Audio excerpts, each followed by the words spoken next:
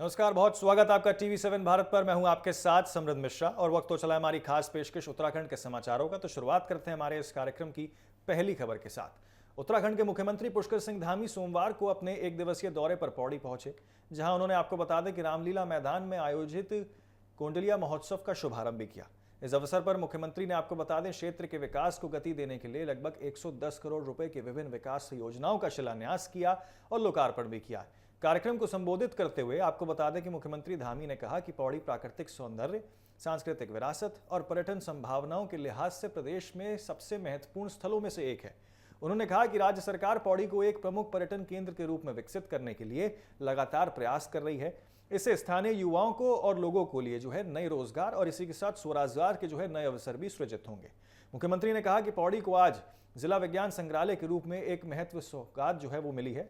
यह संग्रहालय विद्यार्थियों को, युवाओं के लिए विज्ञान, तकनीक और नवाचार के क्षेत्र में नई संभावनाओं के द्वार खोलेगा। साथ ही उन्होंने कहा है कि आधुनिक वैज्ञानिक सोच और ज्ञान से जोड़ने में भी महत्वपूर्ण भूमिका निभाएगा। उन्होंने कहा कि प्रदेश सरकार विकास और जनकल्याण के उद्देश्य से लगातार नई योजनाओं को धरातल पर उतारती रही है।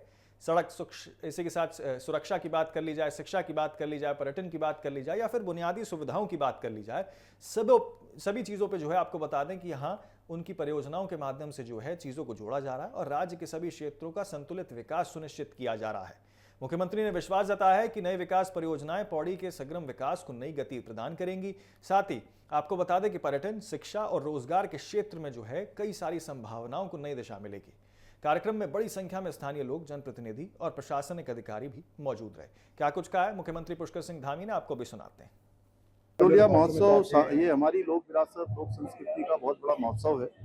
इस महोत्सव के माध्यम से हमारे सभी लोक कलाकारों को भी आगे बढ़ने का अवसर मिलता है, हमारे बच्चों को भी आने का अवसर मिलता है, हमारी विरासत भी आगे बढ़ती है। और हमारे प्रधानमंत्री जी जो कहते हैं विकास के साथ साथ विरासत के साथ साथ विकास, उसको भी, उस मंत्र को भी ये साक्षात रूप से धरातल पर उतारने का काम करता है। और इससे निश्चित रूप से अन्य जो हमारे यहाँ की अन्य गतिविधियाँ हैं, उन गतिविधियों को भी, लोगों को भी इसमें सहभाग करने का अवसर मिलता है।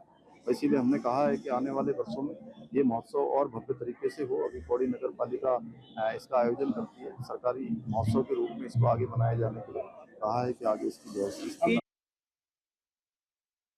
उत्तराखंड में चल रहे विशेष गहन पुनरीक्षण यानी कि SIR अभियान के तहत गणना फॉर्म्स वितरण का कार्य वो काफी तेजी से चल रहा है। सोमवार शाम 4 बजे तक आपको बता दें प्रदेश में तकरीबन 89% के आसपास मतगणना का फॉर्म है यानी कि उसका वितरण वो किया जा चुका था। 88% से ज्यादा का आंकड़ा अब तक पहुंच चुका है। इस संबंध में आपको बता दें कि अपर निर्वाचन अधिकारी डॉक्टर विजय कुमार ने सचिवालय के सभी जिलाधिकारियों के साथ वीडियो कॉन्फ्रेंसिंग के माध्यम से अभियान की समीक्षा की। बैठक के दौरान आपको बता दें कि जनगणना फॉर्म वितरण में बेहतर प्रदर्शन करने वाले जनपदों की सराहना की गई है। साथ ही उन्हें दूसरे चरण में फॉर्म के डिजिटलाइजेशन कार्यों को गति देने के निर्देश भी दिए गए हैं। जिन जनपदों में वितरण की प्रगति राज्य औसत से कम है, वहां विशेष अभियान चलाने और इसी के साथ अतिरिक्त मोबाइल टीमों की तैनाती करने के निर्देश भी दिए गए, ताकि जनगणना फॉर्म उसमें के वितरण में और इसी के साथ आपको बता दें कि यहाँ पे डिजिटलाइजेशन कार्यों में तेजी आ सके। अपर प्रमुख निर्वाचन अधिकारी ने कहा है कि जिन विधानसभा क्षेत्रों में ऑनलाइन गणना फॉर्म भरने की संख्या वो कम है, वहां व्यापक प्रचार प्रसार वो किए जाएंगे। उन्होंने मतदाताओं को ऑनलाइन माध्यम से फॉर्म भरने के लिए प्रेरित करते हुए आपको बता दें जन जागरूकता अभियान चलाने के निर्देश भी दिए हैं।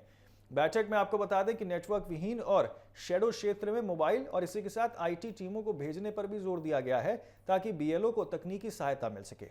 इसके अलावा आपको बता दें BLO ऐप के नए मॉड्यूल का प्रशिक्षण 10 से 12 BLOs के छोटे समूह में आयोजित करने के निर्देश दिए गए हैं।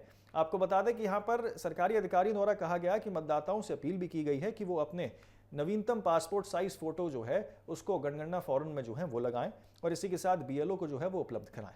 उन्होंने स्पष्ट किया है कि 8 जून से 7 जुलाई तक घर घर सर्वेक्षण के दौरान मतदाताओं से किसी प्रकार के दस्तावेज नहीं मांगे जाएंगे।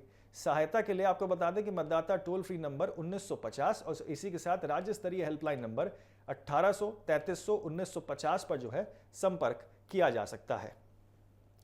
तो किस तरीके से आपको बता दें कि उत्तराखंड में अब तक 88% जनगणना फॉर्म का वितरण हो चुका है और अब यहाँ पर मोबिलिटी, डिजिटलाइजेशन और SIR को अब डिजिटलाइज यानी कि IT के क्षेत्र से जोड़कर और खासतौर पर दूर दराज सीमावर्ती इलाके जहां कनेक्टिविटी इतनी अच्छी नहीं है, वहां आईटी टीमों की तैनाती करने की भी बात यहां पर सरकार की ओर से की गई है। मतदाताओं से आपको बता दें कि यहां पर नवीनतम फोटो की अपील यानी कि पासपोर्ट साइज फोटो की अपील भी की गई है, ताकि पूरी जो प्रोसेस है यानी कि पूरी जो प्रक्रिया है उसको और सरल बनाया जा सके।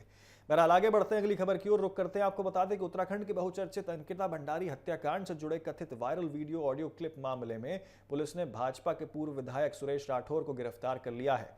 इस कार्रवाई के बाद आपको बता दें, राज्य की राजनीति में एक बार फिर से जो है अंकिता भंडारी चर्चाओं के केंद्र में आके जो है वो खड़ी हो गई हैं। उनका जो मामला है पूरा वो फिर से चर्चाओं के केंद्र में आ गया है। पुलिस अधिकारियों के अनुसार राठौर को हरिद्वार के बुग्गावाला स्थित उनके कार्यालय से जो है हिरासत में लिया गया था और बाद में देहरादून के डालनवाला थाने लाकर औपचारिक रूप से गिरफ्तारी की गई है। ये मामला उस कथित ऑडियो वीडियो क्लिप से जुड़ा है जिसमें अंकिता भंडारी हत्याकांड के दौरान चर्चा में आए कथित वीआईपी का नाम लिए जाने का दावा किया गया था।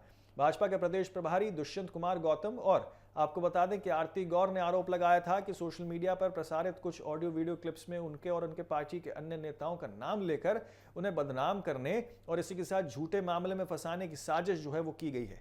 इसी शिकायत के आधार पर आपको बता दें, सुरेश राठौर के खिलाफ विभिन्न धाराओं में मुकदमा दर्ज किया गया था।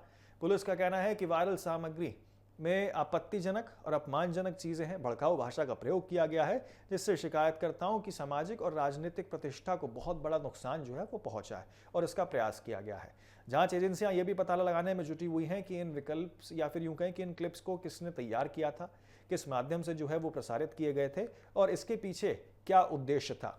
गौरतलब है कि गिरफ्तारी से कुछ दिन पहले ही सुरेश राठौर ने एक प्रेस कॉन्फ्रेंस कर दावा किया था कि उत्तराखंड हाईकोर्ट ने उनके खिलाफ दर्ज 4 एफआईआर में से 2 को रद्द कर दिया है।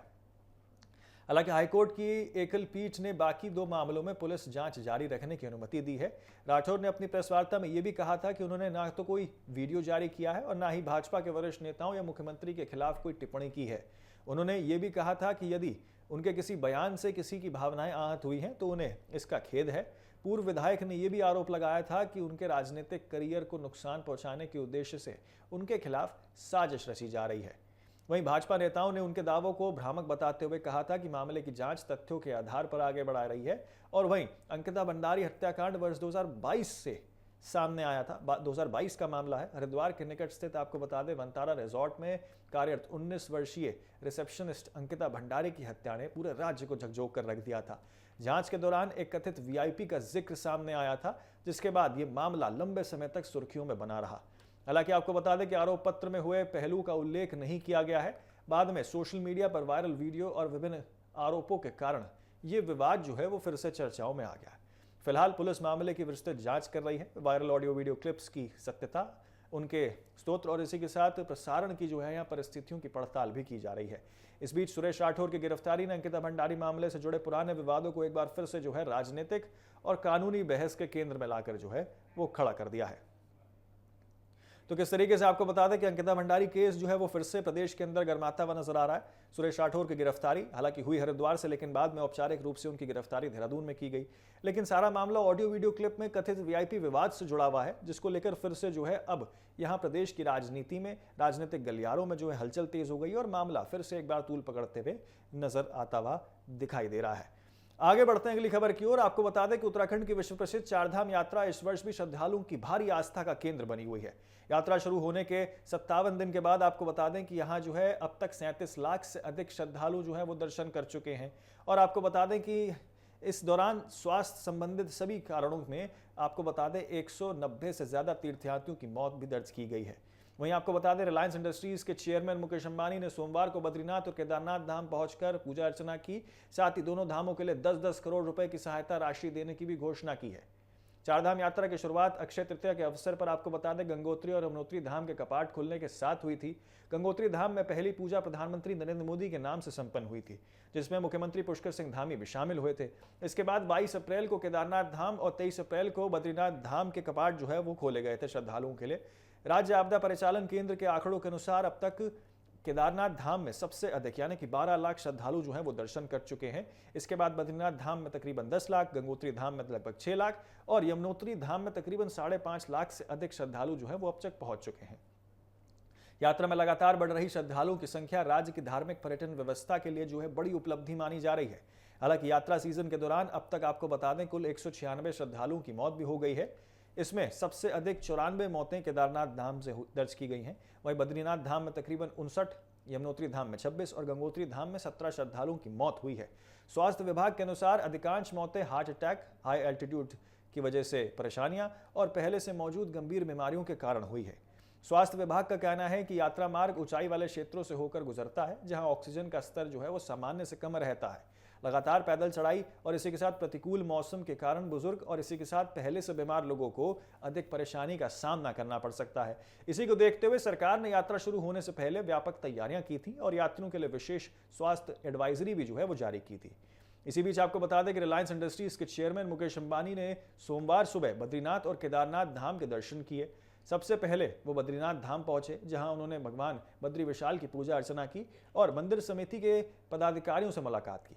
इसके बाद वो हेलीकॉप्टर से केदारनाथ धाम पहुंचे, वहां बाबा केदार का जलाभिषेक किया और पूजा अर्चना जो है वो संपन्न की। दर्शन के बाद आपको बता दें कि श्रद्धालुओं ने जय श्री राम के नारे भी लगाए, जिस पर उन्होंने हाथ जोड़कर अभिवादन भी किया है। मुकेश अंबानी ने बद्रीनाथ केदारनाथ मंदिर समिति को दोनों धामों के विकास और धार्मिक व्यवस्थाओं के लिए तकरीबन 10-10 करोड़ रुपए की घोषणा भी की है। लगभग 2 घंटे के भीतर दोनों धामों के दर्शन करने के बाद वो दिल्ली से लिए रवाना हो गए। इससे पहले भी वो आपको बता दें अक्टूबर 2025 में बद्रीनाथ और केदारनाथ धाम की यात्रा कर चुके हैं। तो आपको बता दें किस तरीके से चारधाम यात्रा जो है उसमें लाखों श्रद्धालु जो हैं हर वर्ष आते हैं और इसी के चलते आपको बता दें कि इस बार भी जो है 37 लाख श्रद्धालु अब तक इन चारों धामों के दर्शन कर चुके हैं। हालांकि मौतों का आंकड़ा जो है वो भी तकरीबन 196 के आसपास पहुंच चुका है, जिसमें सबसे ज्यादा मौतें केदारनाथ धाम में दर्ज की गई हैं। और इसी के चलते आपको बता दें कि यहाँ पे जो है अब स्वास्थ्य विभाग भी अलर्ट मोड पे है और सारी व्यवस्थाएं प्रशासन की ओर से अब और ज्यादा चाक चौबंद कर ली गई हैं। अगली खबर का रुख करते हैं। आपको बता दें कि उत्तर भारत के प्रसिद्ध शक्तिपीठ मां पूर्णागिरी धाम में आयोजित मां पूर्णागिरी मेला 2026 का सोमवार को औपचारिक समापन हो गया। मेले का शुभारंभ आपको बता दें कि 27 फरवरी को मुख्यमंत्री पुष्कर सिंह धामी ने किया था, जबकि आपको बता दें समापन की घोषणा जिलाधिकारी मनीष कुमार ने की है। जिलाधिकारी ने बताया कि मेले के दौरान करीब 25 लाख श्रद्धालुओं ने मां पूर्णागिरी के दर्शन किए हैं, जबकि वर्ष भर में श्रद्धालुओं की संख्या 50 लाख से अधिक रही है। उन्होंने मेले के सफल संचालन के लिए प्रशासन, पुलिस और इसी के साथ एसएसपी, स्वास्थ्य विभाग, मंदिर समिति, स्वयंसेवकों और मीडिया का भी आभार जताया है। इस दौरान रोपवे और इसी के साथ चूका हेलीपैड, सड़क सुधार और मंदिर सौंदर्यकरण जैसे विकास परियोजनाओं का भी जो है उल्लेख किया गया है। समापन समारोह में उत्कृष्ट सेवाओं के लिए विभिन्न अधिकारियों और कर्मचारियों और सहयोगियों को जो है यहाँ सम्मानित भी किया गया। देखिए,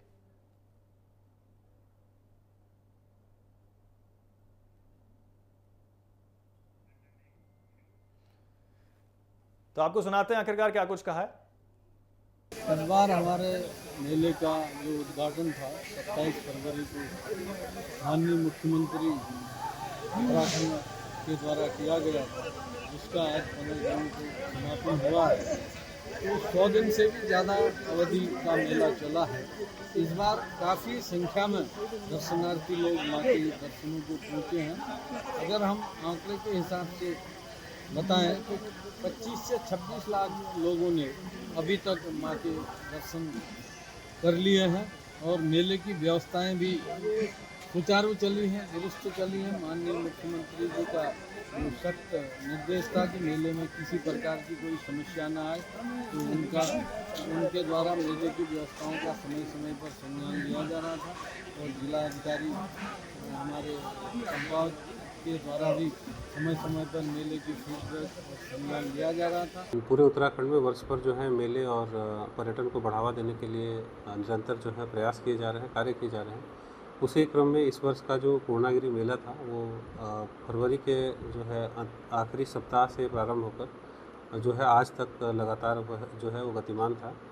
और इस बार का मेला जो है विगत वर्षों से की अपेक्षाकृत जो है अवधि इसकी लंबी रही है। ये 100 दिन से ज़्यादा ये मेला चला है और आप सभी को बताते हुए बहुत ही हर्ष भी हो रहा है कि इस मेले में अभी तक जो है लगभग 25 लाख से ज़्यादा श्रद्धालुओं ने दर्शन किए। मेला जो है वो बड़ा निर्विवाद और निर्बाध रूप से चला है और जितने भी हमारे श्रद्धालु आए हैं उनको जो सुविधाएं प्रदान की जा सकती थी, जो कमियां थी उसको सुधार किया गया, उनको सभी सुविधाएं प्रदान की गई। किसी प्रकार का कहीं पर विघ्न ना हो वो सुनिश्चित किया गया। मेला मजिस्ट्रेट की ड्यूटी भी लगाई गई, पानी, स्वच्छता, इन सभी चीज़ों पर काम किया गया है। और जो इसमें श्रद्धालु सुविधाएं थे उनको और भी बेहतर किया गया। इसमें भारतीय रेल ने भी हमारा सहयोग किया नगर पालिका और जो जिला पंचायत जो इसकी जो मूल संस्था है जो इसको चलाती है, उन लोगों के द्वारा भी बहुत बढ़िया काम किया गया है। स्वच्छता के लिए विगत वर्ष के भांति ही इस बार सुलभ ने कार्य किया है। तो एक बड़ा ही अच्छे क्रियान्वयन जो है मेले का यहाँ पर किया गया है। और अभी भी जो है हमारा जो पूर्णागिरि माता मंदिर है वो अभी भी श्रद्धालुओं के लिए खुला है। और श्रद्धालु जो हैं आपके दर्शकों को मैं पुनः बताना चाहूँगा कि इस मेला जो है वो मेला समाप्त हुआ है। आगे बढ़ते हैं। आपको बता दें कि प्रसिद्ध सिद्धपीठ श्री डांडा नागराजा मंदिर परिसर में श्रीमद् अष्टदष्टा महापुराण कथा और इसी के साथ आपको बता दें कि ज्ञान यज्ञ का जो है भव्य आयोजन किया गया। आयोजन का उद्देश्य प्रवासी लोगों को अपनी सांस्कृतिक और धार्मिक जड़ों से जोड़ना था और नई पीढ़ी को भारतीय परंपराओं, धार्मिक मान्यताओं और इसी के साथ आध्यात्मिक मूल्यों से परिचित कराना था। आयोजन के तहत आपको बता दें 4 वेद, 6 शास्त्र और 18 महापुराणों का जो है यहाँ पर आधारित कथा, प्रवचन और ज्ञान यज्ञ आयोजित किए जाए।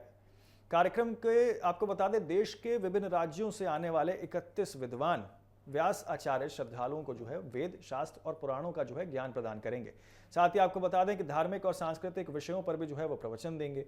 श्री डांडा नागराज धर्म क्षेत्र विकास समिति के अध्यक्ष सुभाष चंद्र ने बताया है कि ये धाम श्रद्धालुओं की आस्था का प्रमुख केंद्र है और यहाँ आने वाले भक्तों की मनोकामनाएं जो हैं वो पूर्ण होती हैं। सुनिए। ये अष्टादश महापुराण कथाएं हैं। ये विगत 6 दिनों से निरंतर यहाँ पे चल रहे हैं और ये अष्टादश महापुराण कथा ये 8 दिवसीय हैं जिसका कि हवन यज्ञ के साथ समापन होना है। इसमें हमने समस्त क्षेत्र के विकासखंड कोट, कलजीखाल, पौड़ी जहाँ तक हो सकता था सभी लोगों को आमंत्रित किया था। क्षेत्र की समस्त दिशा ध्यानियाँ जो हमारी होती हैं, मायके आती हैं, उनको हमने आमंत्रित किया था। श्री डांडा नागराजा मंदिर यहाँ पर स्थित है।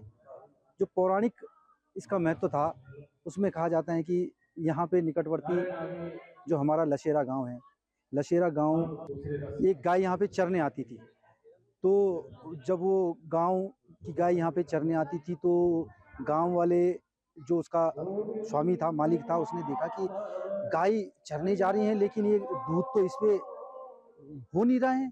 तो 1 दिन, 2 दिन, 3 दिन उसने लगातार देखा कि गाय घर से चरने आती हैं और डांडा नागराजा परिसर में आती हैं। उस टाइम यहाँ पे एक छोटा सा मंदिर हुआ करता था। ये भव्य रूप नहीं था, एक छोटा सा पुराने पत्थरों का एक मंदिर हुआ करता था।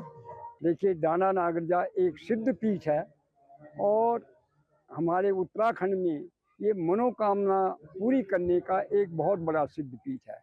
2004 से यहाँ श्रीमद् भागवत कथा, गौ कथा और शिव पुराण, अन्य कथाएं लगातार हर साल जून में होती हैं और इस टाइम अष्टादश महापुराण ये चल रहा है। और अष्टादश महापुराण में 31 परम आचार्य पूरे उत्तराखंड से ही नहीं, चंडीगढ़ से, दिल्ली से बहुत सुयोग्य जिनको शास्त्रों का ज्ञान है, ऐसे 31 परम व्यास आचार्य यहाँ पधारे हुए हैं। तो फिलहाल के लिए हमारे इस उत्तराखंड के समाचारों में इतना ही। जल्द होंगे हाजिर ऐसे ही तमाम अपडेट्स और खबरों के साथ। आप बने रहे सिर्फ TV7 भारत पर। खबरों का सिलसिला लगातार जारी।